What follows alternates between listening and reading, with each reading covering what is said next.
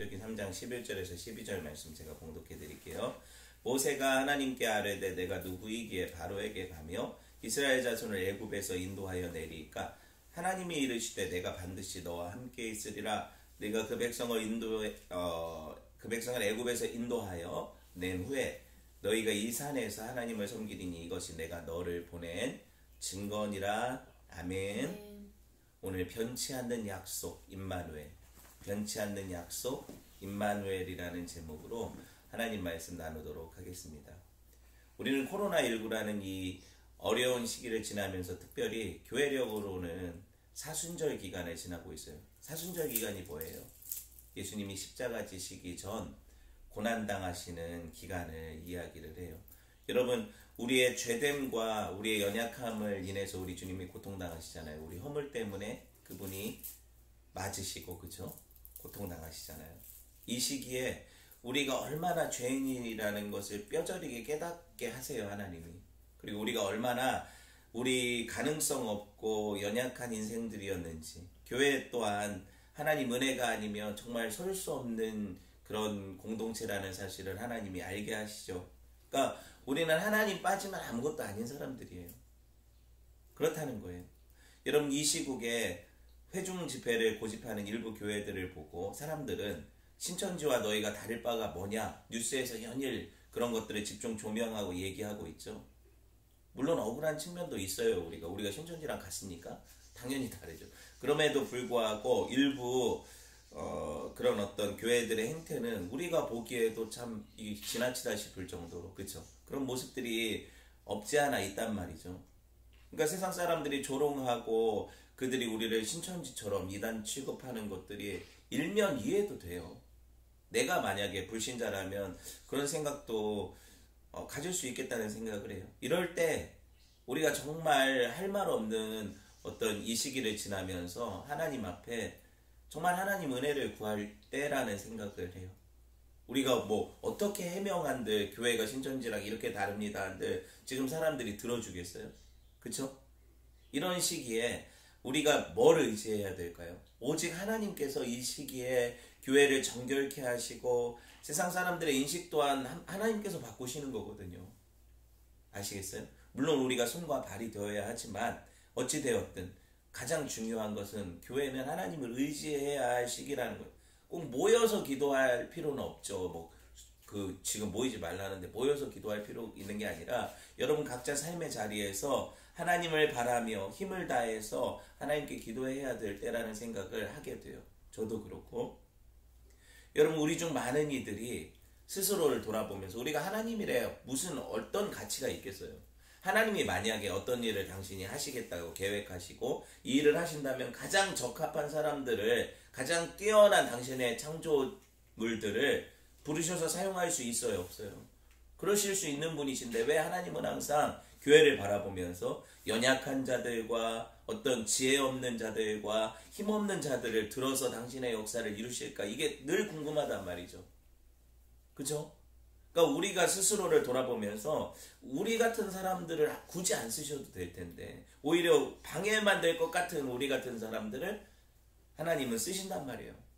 나아가서 모세처럼 우리 여러분 삶을 돌아보면서 이미 뼈아픈 과거의 실패를 안고 있는 사람들이 있어요. 내가 주를 위해서 이렇게 살겠다 결단하고 열심을 부려봤는데 하나님이 그 시기에 여러분 기도에 응답하시지도 않았고 여러분이 그 주를 위한 마음과 열심으로 했던 일들이 무너지고 좌절되게 하실 때가 있었단 말이에요. 모세가 경험했죠, 40에.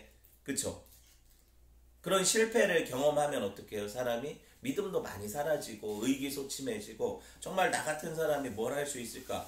되게 부담스럽고 하기 싫고, 그죠? 그런 일들을 여러분들이 경험해 봤을 수도 있어요. 모세처럼 하나님을 향해 원망도 해봤을 거고 투정 부릴 수도 있다고 생각을 해요. 저는 11절 한번 볼까요? 말씀 오늘 읽은 거. 모세가 하나님께 아뢰되 내가 누구이기에 바로에게 가며 이스라엘 자손을 애굽에서 인도하여 내리이까. 여러분, 모세의 이 말 하는 게 이해가 돼요, 안 돼요? 되잖아요. 40년 전에 주를 위해서 그 원대한 꿈을 꿨었잖아요, 모세가. 그죠? 이스라엘 백성들 내 민족이라고 인식하고 난 애굽 왕자의 그 지위를 버리고 그 호의호식할 수 있는 모든 특권을 포기하고 그들을 위해, 그들을 구원하기 위해 구원자로 나섰는데 어떻게 됐어요? 하나님이 그를 쓰시지 않았잖아요, 그때.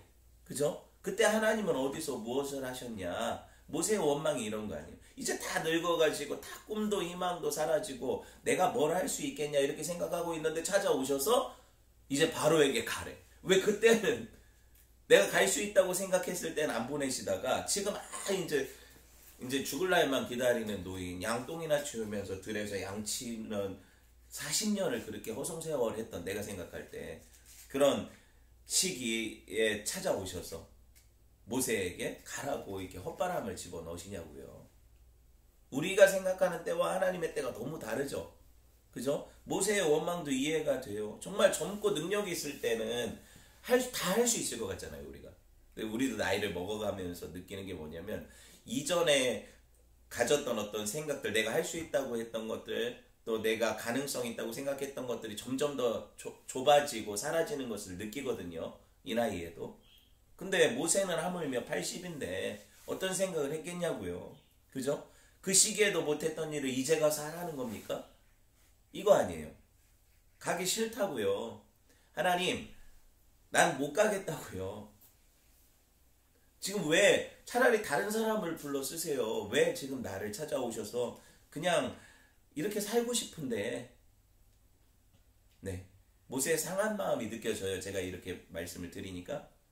엄밀히 말하면 사실 모세의 마음이 제가 알기는 알겠지만 이 불평이 틀린 게 많아요. 모세의 불평이 찬찬히 살펴보면, 그죠? 마음 상한 것도 알겠고 자기가 이제 하나님 일에 무가치하다는 것도 자기가 인정을 하잖아요. 그건 사실이거든요. 아무리 모세가 뛰어나다 한들 그가 하나님의 영광의 역사를 이루기에 합당한 그릇은 아니에요. 모두가 그렇다는 얘기예요. 그렇죠? 그래서 그가 하는 말이 내가 자격 없다, 이것까지 좋아요. 그런 인정까지는 좋은데 어떤 마음으로 하는 거예요? 지금 그냥 상한 마음으로 하는 거잖아요. 모세는 처음부터 그런 생각을 가졌던 것도 아니고, 그죠? 그러니까 하나님이 광야를 통해 낮추신 게 맞아요, 모세를 40년 동안. 그런데 뭐까지 지금 잃어버렸어요? 하나님을 향한 신뢰까지 잃어버린 거예요. 왜냐면 하나님이 언제 모세한테 네가 하라 그랬어요? 그런 게 아니잖아요. 네가 구원하라고 한 게 아니잖아요.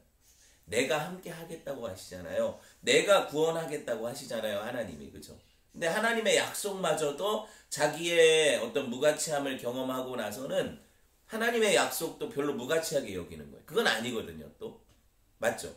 하나님의 약속은 변치 않았어요. 하나님의 생각은 하나도 달라지신 게 없어요. 그죠?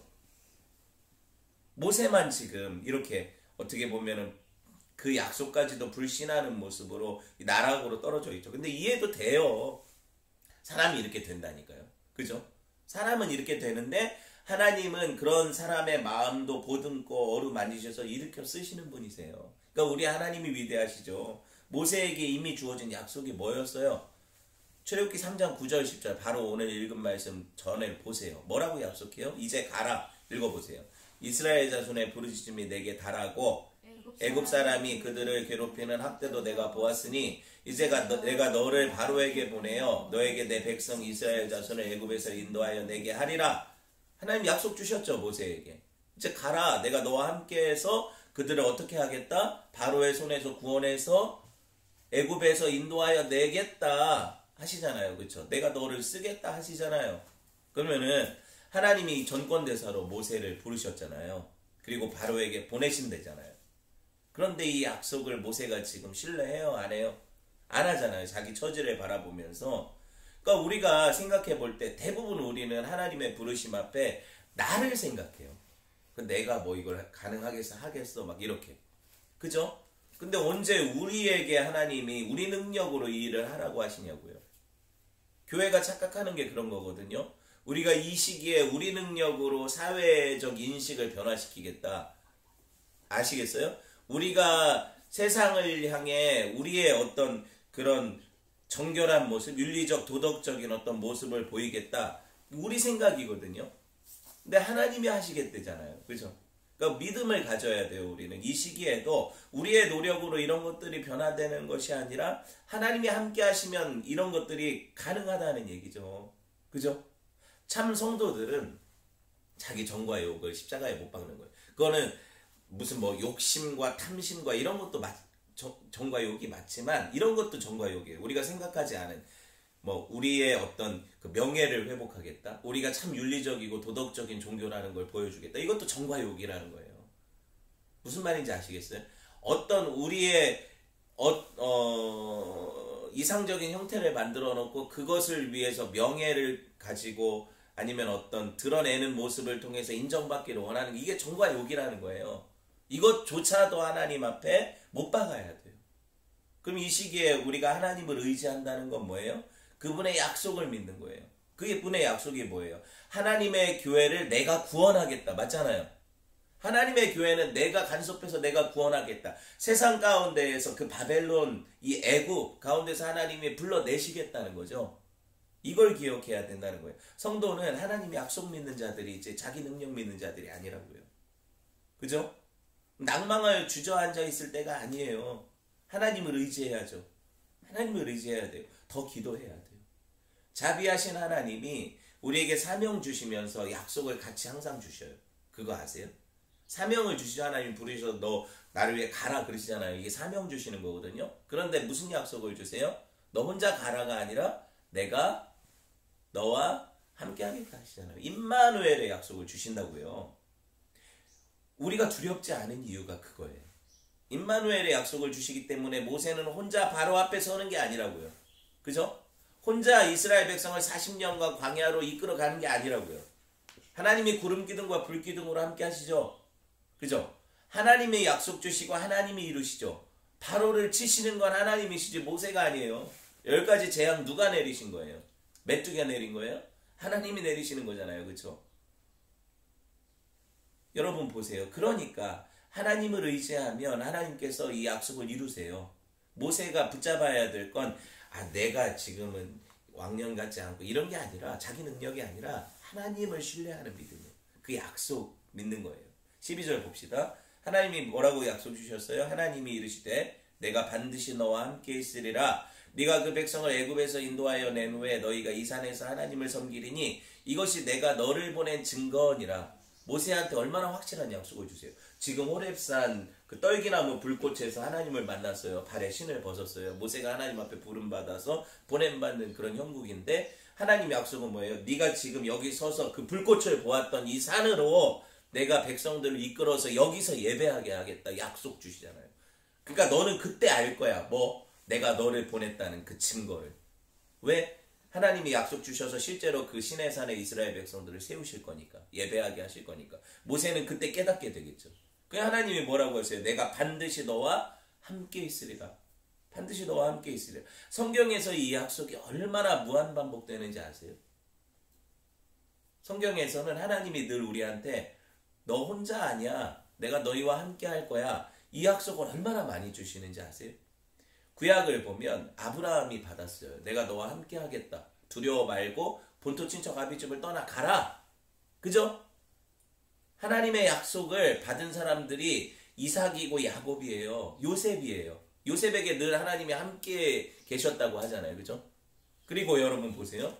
그 이후 모세가 받았고 또 여호수아가 받았고 가나안 땅에 들어가서 사사들이 받았고 사무엘이 받았고 왕과 선지자들이 받았어요. 이 약속이 실제로 우리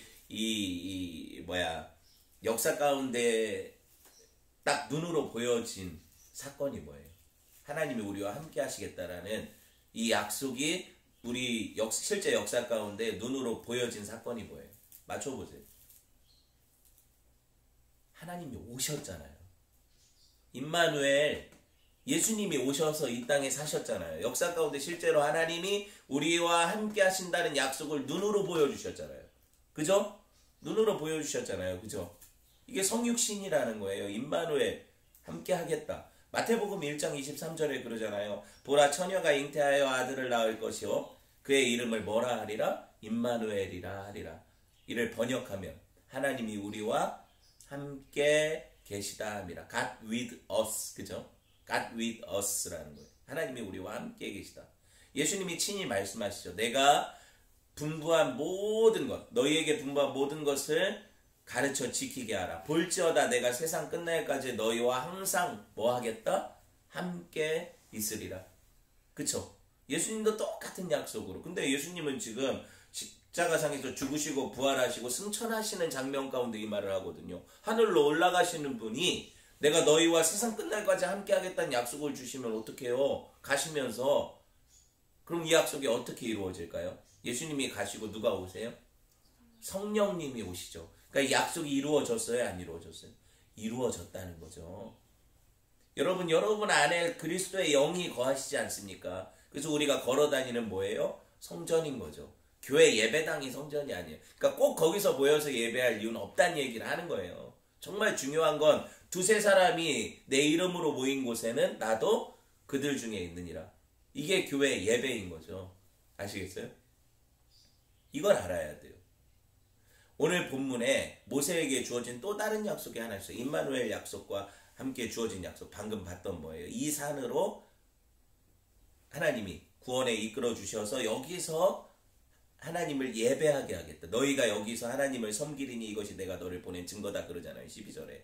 그 약속이 또 있죠. 그럼 이 약속은 정말 이루어질까요? 안 이루어질까요? 이루어진다니까요. 나중에 이제 우리가 출애굽기 19장에서 보게 될 텐데 19장 17절 18절 제가 읽어드릴게요.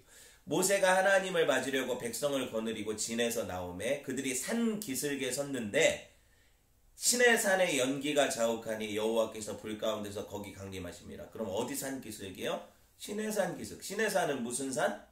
호렙산. 이스라엘 모세가 떨기나무 불꽃 가운데 보았던 떨기나무가 시내라는 발음을 했잖아요. 제가 그죠? 그게 시내산이에요. 모세와 이스라엘은 율법과 성막의 식양을 그 시내산에서 받고 그건 무슨 의미예요? 하나님을 예배하는 방식을 받는 거죠. 율법 그리고 성전 식양 그죠? 그러면 하나님을 예배하는 그런 장소로 하나님이 부르셔서 예배하는 백성으로 만드시는 약속이 시내산 언약인 거죠. 그러니까 시내산에서 그걸 하나님이 모세에게 주셨던 약속을 이루신 거예요? 안 이루신 거예요? 이루신 거죠. 그거 약속을 이루신다니까요. 성경은 항상 하나님이 먼저 약속 주세요. 그리고 나서 뒤에 보면 어떻게 그 약속이 이루어졌어요. 사람들은 그 중간 시기에 그 약속을 믿기도 하고 믿지 못하기도 해요. 그죠? 불신앙으로 그 약속을 못 보는 사람이 있고 신앙, 하나님을 믿는 그 약속을 붙잡는 믿음으로 그 약속을 보는 사람이 있는 거죠. 우리는 그 시기를 지날 때 의심을 몰아내야 돼요. 그죠? 그 약속을 보려면 하나님을 신뢰해야 돼요. 이 얘기 하려는 거예요. 여러분 하나님이 우리와 함께 하시겠다는 약속을 믿어요. 그죠? 하나님이 반드시 우리를 하나님만 예배하는 백성으로 바꾸어 놓으시겠다. 세상의 우상, 우리 안에 들어있는 온갖 잡신들, 명예욕, 권력욕, 돈에 대한 탐심 이런 모든 우상들 이런 것들 버리고 하나님만 예배하는 백성으로 만드시겠다. 이 약속 주신 거잖아요. 어떻게? 우리와 함께 있어서. 우리 안에 우리와 함께 계셔서 이런 불순물들을 제거하고 온전히 하나님만 예배하는 성전 백성으로 만들어 가시겠다 약속. 이 약속이 이루어질까요? 안 이루어질까요? 이루어진다. 성경은 계속 이 얘기를 하는 거예요. 아담과 하와의 범죄 이래로 하나님이 너희를 다시 회복시켜서 예배하는 성전 만들 거야. 그 에덴을 회복시켜서 새 예루살렘을 만들 거야. 신천지가 아니라 새로운 하나님을 예배하는 정말 전혀 새로운 피조물들로 너희들을 창조할 거야. 재창조할 거야. 이게 구원의 약속인 거죠. 예수 안에서. 그죠? 예수님 안에서 이 약속 주신 분은 이 일을 이루십니까? 안 이루십니까? 이루신다는 거예요. 그러니까 우리는 성령 안에서 예수의 말씀, 예수 그리스도의 진리의 말씀 안에서 예배하는 거예요. 그 예수님이 영과 진리로 예배할지니라 그러죠. 이 산에서도 아니고 저 예루살렘 성전에서도 아니다. 그죠? 그럼 영과 진리로 예배하는 성전이 어디에서 이루어져요? 우리 안에서. 여러분 우리 교회라는 부르신 하나님의 세상으로부터 구별된 백성들 안에서 이루어지는 방식의 예배인 거예요. 이게 여러분 우리가 드리는 진짜 예배죠. 자, 성령 강림을 통해서 제자들과 성도들에게 실제로 이 약속이 주어졌잖아요. 이루어졌잖아요. 기억나요? 오순절날 어떤 일이 있었어요? 사도행전 2장 17절 보면 2장에 보면 오순절에 성령 강림, 불의 혀같이 꼭 또 불이 나오죠. 시내산에서도 불이 나왔었잖아요. 불의 혀같이 갈라져서 성령이 한 사람 한 사람 앞에 임하는 거죠. 이 장면을 보고 베드로가 설교하기를 뭐라고 해요? 2장 17절 19절 사도행전 보면 하나님이 말씀하시기를 말세에, 이거 요엘서 인용한 거거든요. 내가 내 영을 모든 육체에게 부어주리니 자녀들은 예언할 것이요 청년들은 환상을 보고 아비들은 꿈을 꾸리라 주의 영이 임하면. 그죠? 요엘서의 환상이 이루어졌다는 거죠. 지금 일어난 오순절 성령 강림은 그 약속이 이루어진 거야. 이걸 보여주시는데 이 요엘서의 환상이 보여주는 게 뭐예요? 시내산 강림이잖아요. 불꽃 가운데 하나님이 너와 함께 하겠다는 약속으로 임재하신 것. 그죠? 이게 이루어진 게 뭐예요? 여러분 안에 성령으로 오신 이 사건이라는 거죠. 얼마나 중요한 이 구속사적 메시지가 있습니까? 그때 내가 내 영을 내 남종과 여종에게 부어주리니 그들이 예언할 것이요. 또 내가 위로 하늘에서는 기사를, 여기 중요해요. 아래로 땅에서는 징조를 베풀리니 곧 피와 불과 연기라. 뭐가 있어요 여기? 피와 불과 연기가 있죠. 불과 연기는 어디서 봤어요? 떨기나무 불꽃이 타오를 때. 그죠? 맞잖아요. 그리고 시내산에서 하나님이 아까 이스라엘 백성들한테 거기서 타는 불과 연기로. 그쵸? 그런데 성령 강림을 할 때 저와 여러분 안에 피와 불과 연기래. 그럼 하나님이 이 이미지를 계속 사용하시잖아요. 잘 생각해봐요. 모세가 이스라엘 백성을 40년 동안 광야에 이끌 때 뭐와 뭐가 있었어요? 하나님이 임재하시는 증거로. 밤에는 불기둥, 불과. 그죠? 낮에는 구름기둥, 연기와. 아시겠어요? 불과 연기로 이끄셨죠. 그럼 피는 어디 있습니까? 출애굽할 때 이스라엘 백성들이 문지방에 뭐 발랐어요? 어린 양의 피를 발랐죠. 피와 불과 연기라는 거죠. 이게 우리가 구원받을 때 구원의 방식이에요. 예수 그리스도의 피로 구원받죠.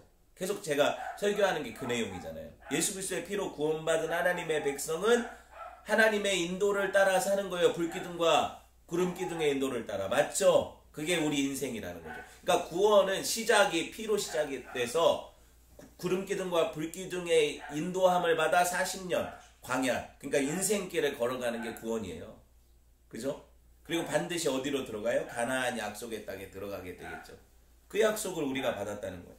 얼마나 중요합니까? 그러니까 오늘 예배하는데 우리 가정도 지금 하나 둘 셋 4명이 예배하죠. 그럼 4명 가운데 하나님이 계세요? 안 계세요? 계시죠. 보세요. 2-3사람이 내 이름으로 모인 곳에 근데 4이나 되니까 더 많이 모여 있는 거죠. 꼭 그런 혼자 예배에도 하나님이 함께 하세요. 잘 들어보세요. 하지만 교회가 주의 이름으로 모인 또 하나의 공동체라는 사실을 인식하라는 거예요. 2명이어도 돼요. 아시겠어요? 2이어야 우리가 되는 거니까. 맞죠? 이런 방식으로 모인 예배 가운데 하나님이 임재하시겠다는 약속을 주시는 거죠. 그러니까 인터넷으로 예배해도 인터넷으로 우리끼리만 예배하는 게 아니에요. 하나님이 함께 하시는 거예요. 그 자리에. 이걸 인식해야 회중 예배와 이렇게 각 가정에서 드리는 예배가 별 차이가 없다는 걸 알게 되는 거예요. 느낌상으로 여러분이 이걸 생각하면 안 돼요. 약속을 믿어야죠. 하나님은 1000명, 10,000명이 모여서 예배하는 것이나 2명, 3명이 모여서 주의 이름으로 예배하는 것이나 동일하다고 얘기하시는데 우리는 느낌에 수많은 사람들이 이렇게 찬양대가 서서 뜨겁게 찬양하면 느낌이 좋죠. 여러분 감성 터치가 되잖아요. 막 눈물도 흘리고 손도 막 들고 찬양하고 사람들이 기도하면 뭔가 그 안에서 회중의 분위기에 압도되고 좋아요. 그 예배도 나쁘지 않아요. 그런데 여러분 그건 좀 헷갈리는 게 있어요. 내가 진짜 하나님의 임재 앞에서 하나님과 1대1로 대면하며 예배하는 예배자인지 아니면 이런 군중의 무리 가운데 섞여서 내가 그 분위기에 압도되고 취해서 하나님을 마치 내가 잘 예배하는 것처럼 착각하고 있는지 확실히 구분되는 거죠. 그걸 알면서 예배해야 되는 거예요. 아시겠어요? 제가 하는 말을? 그 정말 중요해요. 그러니까 우리가 예배하고 있는데 이게 지금 여러분이 예배 안에서 하나님의 임재를 못 느낀다면 정말 이건 아닌 거죠. 2명이 3명이 예배해도 이걸 느껴야 돼요. 하나님 안에서. 자, 생각해 보세요.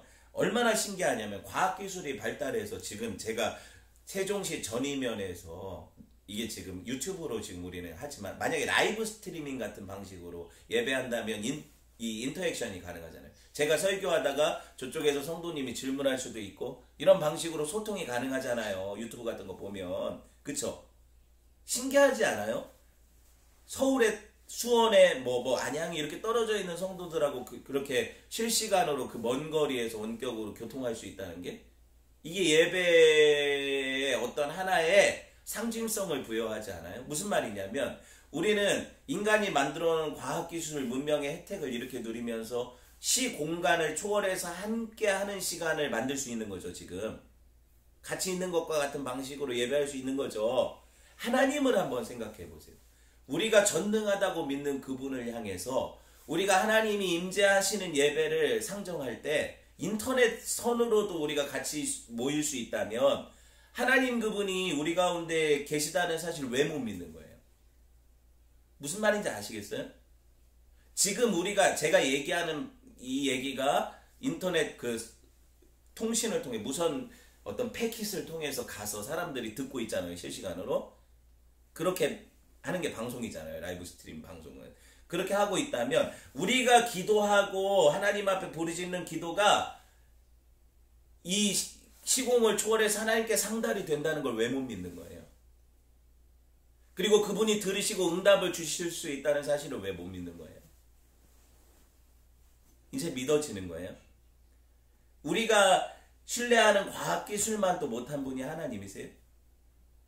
우리는 지금 눈에 보이지 않는 전파를 통해서 소통하는 것을 믿잖아요. 그죠? 여러분 그러면 그건 목사님 다르죠. 왜냐면 이거는 실제로 우리가 지금 경험하는 거잖아요. 전화 통신도 그렇고. 근데 하나님의 기도 응답은 보이지도 않고 하나님 계신 것도 보여주시지도 않으니까 목사님 얼굴은 보이지만 이 전파를 통해서 하나님 안 보이시는데 우리한테 믿으라는 겁니까? 믿으라는 거죠. 왜? 약속이 있고 그분이 실제로 여러분 기도에 응답하신다는 증거가 여러분의 삶이에요. 어떻게 그걸 몰라요? 그럼 예수 믿는 게 아니죠. 지금까지 그럼 여러분은 왜 기도했습니까? 듣지도 않으시는 하나님께 닿지도 않는 목소리로 그래서 큰 소리로 소리 지르는 거 못 들으실까봐 하나님 보청기 하시라고? 그런 게 아니잖아요. 내 간절함을 가지고 부르짖을 때는 큰 소리가 터져 나와 기도하는 거고 그죠? 내가 묵상으로 아예 소리 안 내고 기도해도 하나님은 들으시죠? 하나님 응답하시죠? 그래서 너의 작은 시름에도 응답하시는 분이신 거잖아요. 이 예배 방식을 통해서 우리가 지금 인터넷 예배 방식을 통해서 알 수 있는 게 뭐냐면 우리가 이러한 과학기술도 신봉하면서 이게 가능하다고 믿는데 내가 하나님을 안 믿는 거예요. 내가 하나님의 살아계심을 안 믿는 거예요. 그분이 기도 응답하신다는 사실을 안 믿는 거예요. 이걸 깨달아야 돼요. 그러니까 예배가 하나님을 인식하고 하나님과 함께한다는 시간이라는 사실을 생각하지 않으면 여러분 예배가 헛된 예배가 돼요. 우리끼리 모여서 찬송하고 차라리 노래방 가죠. 우리끼리 목사의 좋은 이야기를 듣고 그게 뭐 의미가 있어요? TV 보면 훨씬 더 좋은 말 많이 나오던데. 그죠? 그런 게 아니에요. 이 시간에 하나님 임재하시고 이 시간에 하나님께서 우리와 함께 교통하시면서 예배 가운데 하나님이 기뻐하신다는 거예요. 이게 성도의 교통 안에서 우리가 알 수 있는 신앙의 신비라는 거죠. 경외함으로 하나님을 예배하는 백성, 그게 좋아요, 여러분이. 우리는 이 코로나19 사태를 겪으면서 초기부터 인터넷으로 가정 예배를 드리고 있어요. 각자 가정에서. 하지만 그렇게 하지 않는 교회들에 대한 세상의 날선 비판에도 불구하고 저는 그들에 대한 판단, 우리와 다른 방식으로 모여 예배하는 사람들에 대한 비판을 웬만하면 정말 마음 안에서는 일어나도 입 밖에 내지 않으려고 해요. 그 이유가 뭐냐면 하나님만 아시거든요. 사실 내가 100% 우리가 옳다고 얘기할 수 있어요? 아니잖아요. 그런 어떤 하나님을 모여서 예배하는 회중 가운데서도 하나님을 실제로 경외하는 사람들이 많고, 아시겠어요?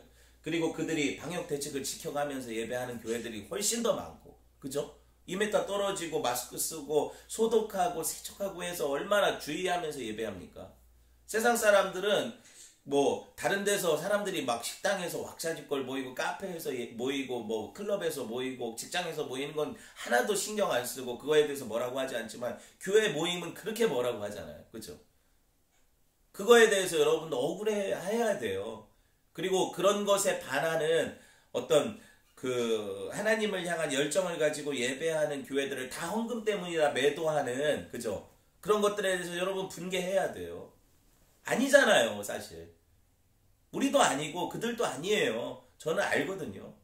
실제로 하나님을 믿는 교회들이라면 돈 때문에 모이지 않아요. 뭐하러 그렇게 욕먹어가면서 돈 때문에 모입니까? 그런데 교회 안에서도 일부 어떤 아주 그런 사람들이 있을 수 있어요. 세상도 그렇잖아요. 다 똑같아. 그런 부분에서. 그런데 그게 마치 대부분의 교회가 그런 것 때문에 모이는 양 매도하고 교회 안에서도 그 몸된 교회를 비판해서 함부로 정죄하는 거 저는 옳지 않다고 생각해요. 절대로 그렇게 해서는 안 된다고 생각해요. 왜 하나님 뭐라고 하십니까? 내 종에 안고 일어섬을 내가 판단한다.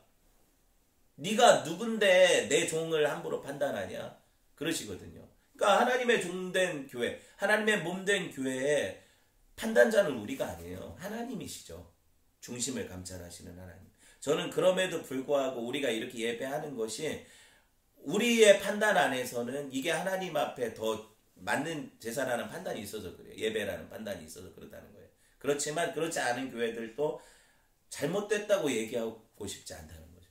이거를 이해하셨으면 좋겠고, 다만 우리가 이 시기에 세상 사람들의 비판도 그냥 귀 닫아서는 안 돼요. 그죠? 그럼 우리가 그런 어떤 회복이나 세상을 향한 우리의 어떤 섬김이나 이런 것들이 다 잘못되어질 수 있거든요. 그러니까 귀를 열고 그럼에도 불구하고 특권의식을 버리고 그죠? 교회의 본질의 목적, 본질과 목적에 그 부합하게 하나님 앞에서 우리가 예배해야 될 것 같아요. 그게 뭐예요? 하나님 영광이죠. 그러니까 이렇게 하는 것이 하나님의 영광이라고 판단된다면 교회는 과감하게 그 일을 추구해야 돼요. 맞죠? 반대로 이것이 하나님 영광이라고 믿고 그걸 따르는 교회가 있다면 그것도 옳아요. 하나님이 판단하실 거라니까요. 이거에 대해서는 네가 맞았고 네가 틀렸다. 이거 하나님이 판단하시는 거라니까요. 그 얘기하는 거예요. 자, 말씀을 정리하려고 해요. 지난 시간에 제가 그 장신대 박경수 교수님이 쓴 흑사병을 대했던 종교개혁자들의 태도 중에서 루터의 태도를 읽어드렸죠. 그리고 여러분이 그것에 대해서 충분히 이해를 했을 거라고 생각을 하는데 제가 한두 사람 더 이제 읽어드릴게요. 찌빙글이라는 또 종교개혁자가 있어요. 아주 유명한 종교개혁자예요. 그때 찌빙글이라는 사람이 1519년 1월에 취리 목사로 사역을 시작한 지 얼마 지나지 않아서 흑사병이 도시를 덮쳤어요. 이 흑사병으로 인해서 취리 인구의 적게는 4분의 1, 많게는 3분의 1이 죽었어요. 전염병 때문에. 당시 취리 인구가 7,000명 정도였는데 약 2,000명 정도가 죽었대요. 무섭죠. 무서운 병 아니에요. 츠빙글리는 흑사병으로 자녀를 잃었어요. 부모에게 있어서 자기가 죽는 것보다 더 끔찍한 게 자녀의 죽음을 보는 거죠. 목회자로서 매일 병자들을 헌신적으로 돌보다가 자기도 병에 걸렸어요. 11월 중순까지 거의 9월에서 11월 2달간을 진짜 사경을 헤매다가 기적적으로 하나님이 회복시키셨어요. 그 사람. 그래서 죽지 않았거든요. 그건 종교개혁을 하게 되었죠. 근데 그가 그때 얼마나 하나님을 의지했는지 찬송시를 썼는데 그 찬송시에 드러나요. 제가 읽어드릴게요. 주님 나를 도우소서. 나의 힘, 나의 반석이시여. 문 밖에서는 죽음이 문두드리는 소리. 나를 위해 못 박히신 당신의 손을 높이 들어서 죽음을 정복하시고 나를 구원하소서. 그러나 당신의 음성이 내 생의 한낮인 지금이라도 내 영혼을 부르신다면 나는 순종하겠습니다. 신앙과 소망 안에서 이 땅을 포기하고 천국을 얻고자 하나니 나는 당신의 것입니다. 구구절절이 얼마나 그 마음이 느껴져요. 그죠?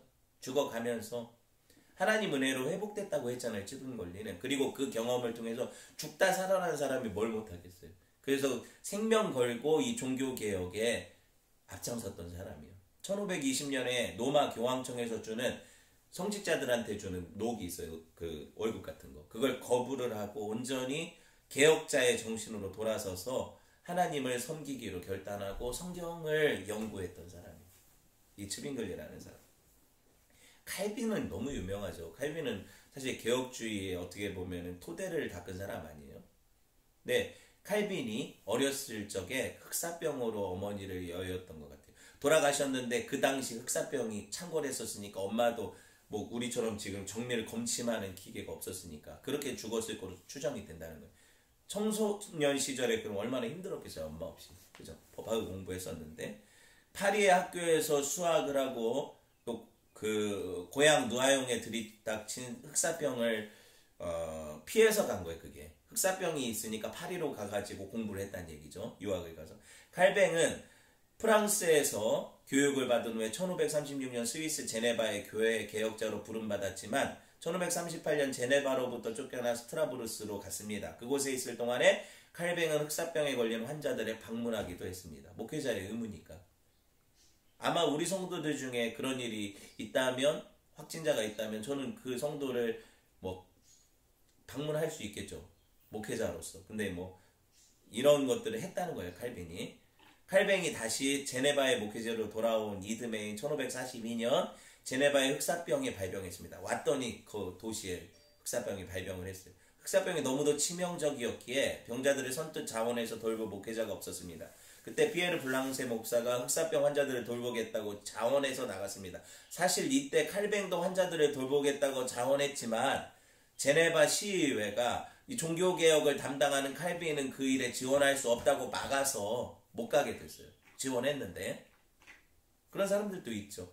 칼뱅은 이 소식을 로잔에 있는 동료 피에르 비레에게 보낸 편지에서 알렸습니다.